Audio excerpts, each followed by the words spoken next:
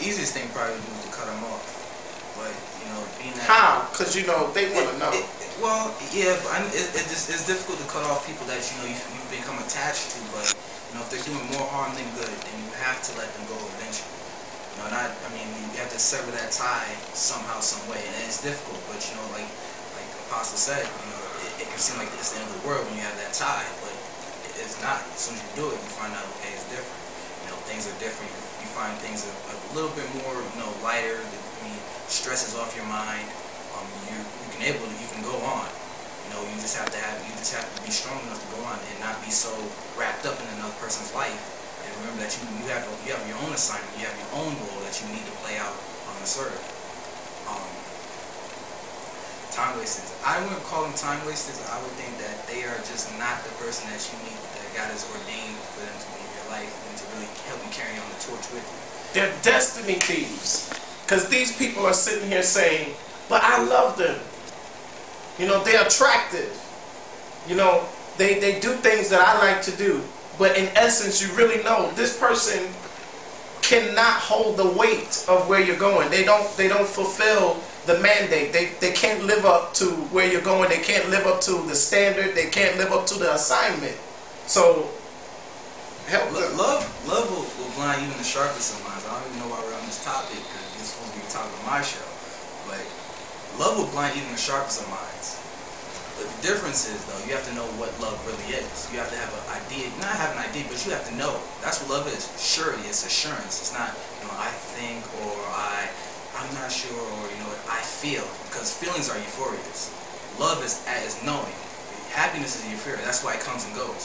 Joy is, you know, I could be happy right now. I could be happy right now, but not having joy. I don't have to be happy right now, but I can have joy right now. I still say, you know, I don't feel good in my body, but I still have joy. You know, I still love this person. At the end of the day, we may have an argument, like we may have an argument with me and an apostle. We say, no, I still love this dude. You know, through it all. You know, it doesn't change my output. It doesn't change my outlook. You know, that's what people have to get understanding of now. What love really is. What love truly is. It's something eternal, not something that passes on. Like is you know, I don't feel like I don't like you today. And then you let that kind of drag on, build up into the point where it's overblown. You know, and honestly, I'm gonna help you out. I'm gonna say two words: Jesus Christ. Like, I'm gonna just call it what it is. But Jesus Christ is all that you need, and He's basically the definition of love. God is love. God is love. And you know what? Love is unconditional. It's not conditional. It's not. Listen, if you give me this, I'll love you. If you give it up, I'll love you. Or if I give it up, you love me. Because when it's all said and done, guy or the girl won't even remember your name. Well, let's just say guys. You know, guys won't even remember your name. Girls, they would say, hey, you remember me? Play it off. You know, love is unconditional. It's unchanging, and it's sure. That's one thing is love is sure. Like, you have to be sure that you love this person. You know, and people say, oh, I fell out of love with you. No, you never loved me to begin with. You know, you never loved me to begin with. You had a strong liking.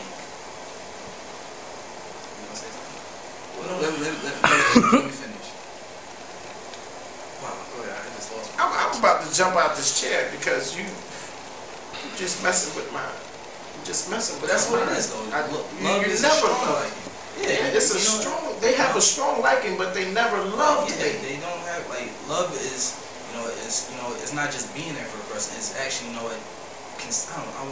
my idea of a woman, virtuous and one who's always supportive. I'm not saying she has to, like, be a submissive and, like, enslaved, but, you know what, someone who, like, I think of it, love as a partnership. You know, 50-50, you know, the man's the head, but the woman can still have input.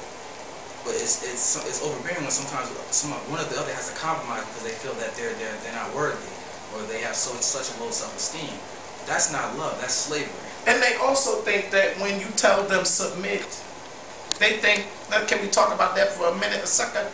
When we talk about submission, women think that when we say submit, that we're taking away their rights, we're taking away their freedom. No, we want you to have rights, we want you to have freedom, but we want someone that has a level head, that's going to operate with wisdom, that's not going to just jump out and do things, lashing out, doing things without having a right mind. So that's why we want to communicate, that's why we want to talk, that's why we want to be able to have a hand, have a say in what you're doing before you go out and make decisions that ultimately put us even at risk. This is about us. This is, you give up the eyes for us, Tyler Perry says. So what help them? And before you ask why you didn't get married, you have to say, why am I in love? Like what makes me love this person? What makes me attracted to this person? Rather than just physical looks or what that person can do for you. You know, if you put in 100%, at least you have to get 100% back. You know, if I inject $100 into my business, I expect a return back, not, you know, halfway or just everything to fail. You don't go into a marriage expecting it to divorce or to fail. You expect it to last until death do you part, until Christ cracks that sky. You don't expect it to, you know, love is you have to love a person. That's a commandment, love. No, it's not, you know, like, oh, I feel. No, you don't feel, you do. It's a commandment. You know, it's and finding a wife is a good thing, but I mean, unfortunately for a young man or even anybody out there, to find the right person, you can find someone who's quote unquote good, but then at the end of the day may turn sour. You know, they may step out of the will of God. And that's another thing. If you both are running the same race and running toward the same prize of the mark of a high calling, then you should run for that same place and not straight left or right. You guys are carrying the baton together.